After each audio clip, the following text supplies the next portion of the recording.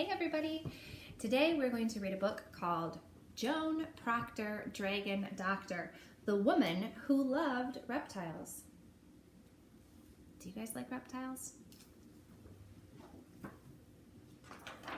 Joan, Proctor, Dragon, Doctor, the Woman Who Loved Reptiles by Patricia Valdez, illustrated by Felicity Sala. Back in the days of long skirts and afternoon teas, a little girl named Joan Proctor entertained the most unusual party guests. Slithery and scaly, they turned over teacups. They crawled past the crumpets. While other girls read stories about dragons and princesses, Joan read books about lizards and crocodiles. Instead of a favorite doll, a lizard accompanied her wherever she went. Each day after school, Joan retreated to her bedroom where she studied lizards, snakes, and turtles. She took careful notes just like a scientist. And on days Joan was too sick to attend school, tiny toes and eager eyes cheered her up. The reptiles were quiet and watchful, just like Joan.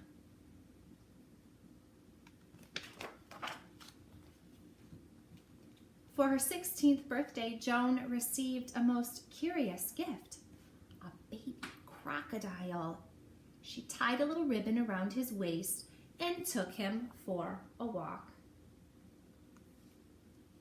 She even brought him to math class one day. The students shrieked.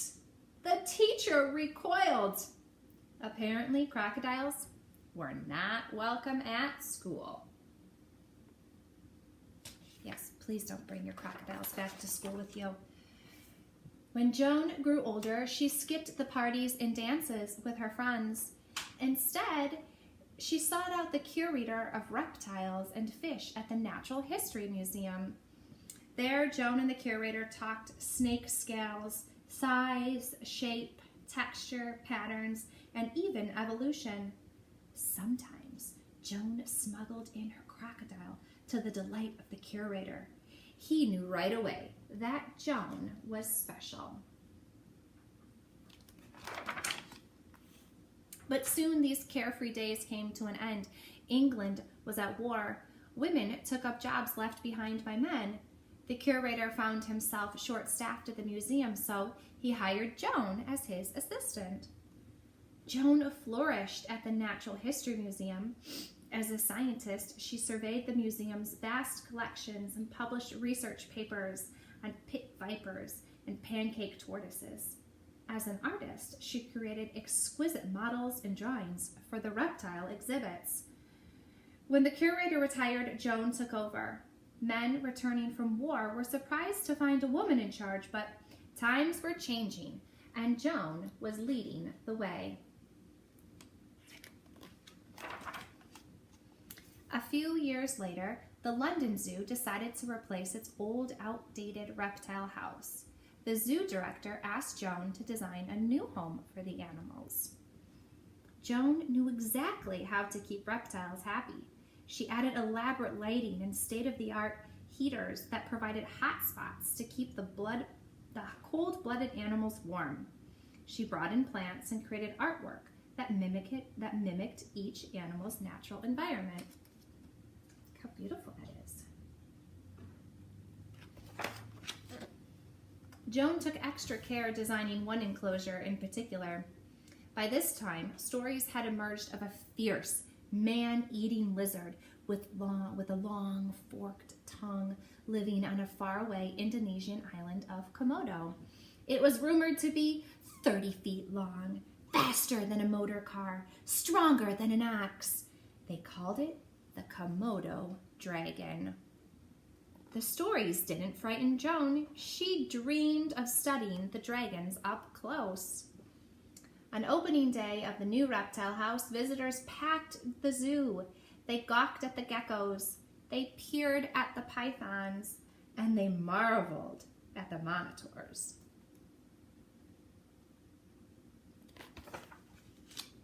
But when they reached Joan's special enclosure, they gasped.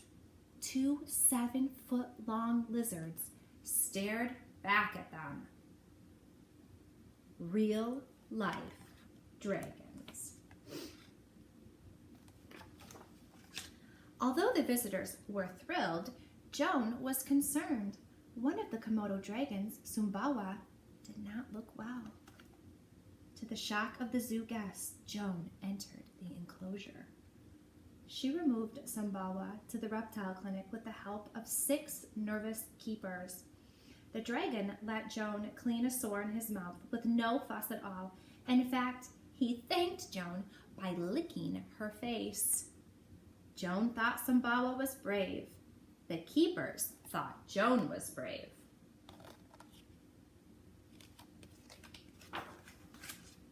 News of Joan and the Komodo dragons spread. Reporters flocked to the reptile house with questions. Had she ever been bitten? Was she afraid of the dragons? What kind of woman runs a reptile house? Joan wished the reporters would ask about the animals instead.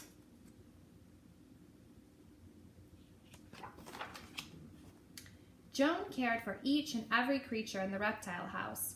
From daily health checks to delicate surgeries, her dedication and talent could not be matched. Scientists all over the world read about Joan's research, her clinical skills, and the success of her new reptile house. She became an international sensation. The Zoological Society of London invited Joan to present her Komodo dragon research at a scientific meeting. As Joan took the stage, she wheeled out Sumbawa, sitting fiercely atop a large table. The audience squirmed in their seats. Joan stroked Sumbawa's head and fed him a pigeon. He ate it in one gulp. Sumbawa wandered through the audience as Joan explained that the reports of Komodo dragons were greatly exaggerated. They could grow up to 10 feet, not 30. They ran fast, but not as fast as a motor car. They could be fierce, but they were mostly gentle. When Joan finished her presentation, Sumbawa returned to her side. The audience erupted in applause. Joan's passion for reptiles never waned. For the rest of her life, she could be found walking or riding through the zoo with Sumbawa by her side. Can you find her in the picture? And just like when she was a little girl, Joan often hosted children's tea parties at the reptile house with her scaly friends. Sumbawa was the guest of honor. And then up here we have some actual pictures of her.